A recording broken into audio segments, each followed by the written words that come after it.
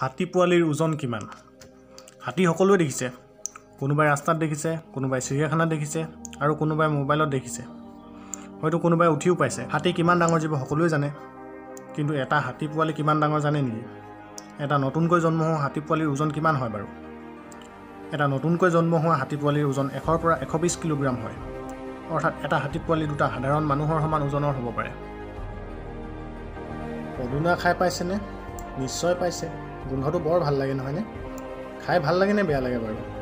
যদি ভাল লাগে কেনেকৈ খায় বাৰু আপুনি? ভাজি খায় নে চাটনি খায় নে পিটিকা কৰি খায়?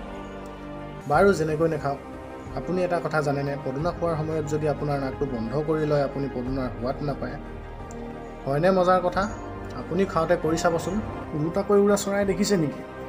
চৰাই সকলোৱে দেখিছে, উৰাও দেখিছে, কিন্তু কেতিয়াবা চৰাইক ওলোটাকৈ উৰা দেখিছে নেকি? এবিধ চৰাই আছে যি চিধাকৈও উৰিব পাৰে আৰু ওলোটাকৈও উৰিব পাৰে। সেই ওলোটাকৈ উৰিব পৰা চৰাইবিধৰ নাম কি আপুনি জানেনে? সেই চৰাইবিধৰ নাম হৈছে হামিংবাৰ্ড। হামিংবাৰ্ড হৈছে পৃথিৱীৰ সকলোতকৈ সৰু চৰাই আৰু একমাত্ৰ ওলোটাকৈ উৰিব পৰা চৰাই। চিনেমা চাই ভাল পায়নে? যদি চিনেমা চাই ভাল পায়, কিয় ভাল পায় বাৰু? এখন চিনেমা কিহৰ বাবে ভাল লাগে বাৰু? হিৰো হিৰইনৰ বাবে ভাল লাগে নহয়নে?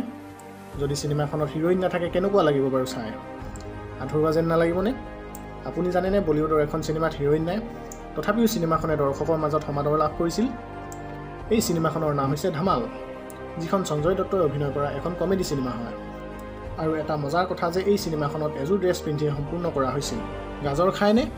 গাজৰ চকুৰ বাবে বহুত ভাল, আৰু গাজৰ খালে বহু বেমাৰৰ পৰা বাচি থাকিব পাৰি। কিন্তু যিকোনো বস্তু বেছি হ'লে বেয়া।